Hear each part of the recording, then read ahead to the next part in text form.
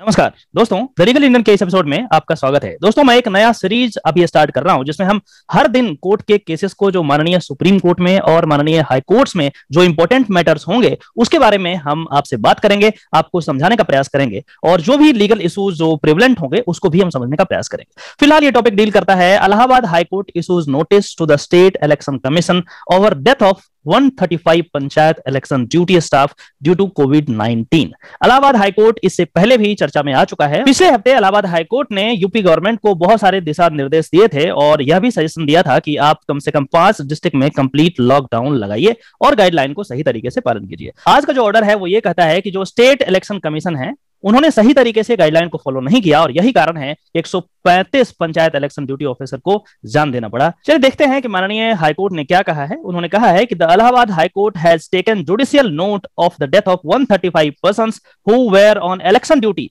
During panchayat elections in the state due to कोविड-19। कोविड-19 के situation में जो इलेक्शन ड्यूटी कर रहे थे उनमें से 135 लोगों की जान चली गई थी और यही कारण है कि उन्होंने जुडिशियल नोट लिया है। फिर कहता है इलाहाबाद हाईकोर्ट कि it appears that neither the police nor the election commission did anything to save the people on the election duty from getting infected by this deadly virus this time. और यहां पे बिल्कुल क्लियरली कहा है, ना तो police ने कोई काम किया, ना तो इलेक्शन कमीशन ने कोई काम किया, जबकि ये सारे ऑफिसर इलेक्शन कमीशन के अंडर ही काम कर रहे थे, उनके लिए काम कर रहे थे। इसके बावजूद भी उन्होंने कोई भी इनको बचाने के लिए कोई भी काम नहीं किया।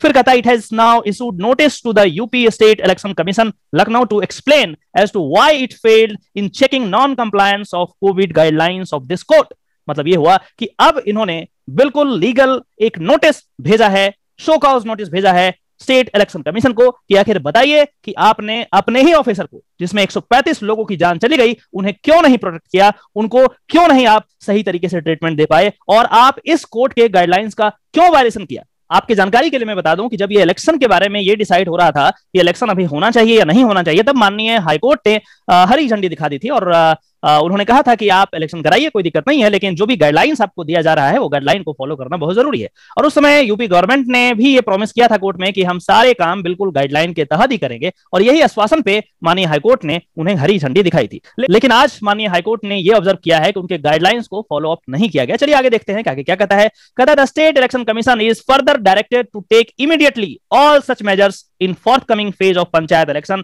in the state to ensure that the COVID guidelines dated 20/2001 of social distancing and face masking is religiously complied with, else action is liable to be taken against the officials involved in the election process, the order further stated. फिर आगे कहता है we make it clear, बिल्कुल crystal clear कहता है high court, we make it clear that we will not tolerate any paper work और public announcement to show account of the steps taken and its sufficiency as it is now open secret that the government had gone complacent due to weakening of the virus impact by the end of 2020 in the state, and the government got more involved in the other activities including the panchayat election this year. और इसमें high court ने बिल्कुल clearly कहा है कि आप मुझे बिल्कुल पेपर वर्क में मत दिखाना कि मैंने ये किया ये किया ये किया, ये सब नहीं चलेगा। आपको जो मैं बोल रहा हूं, जो गाइडलाइंस मैंने दिए हैं उसको फॉलो करना पड़ेगा और यदि आप फॉलो नहीं करते हैं तो जो भी अधिकारी वहां पे होगा उनके अगेंस्ट जरूर एक्शन लिया जाएगा। फिर आगे कहता है the high court had refused to postpone the state panchayat election earlier because government had promised adequate health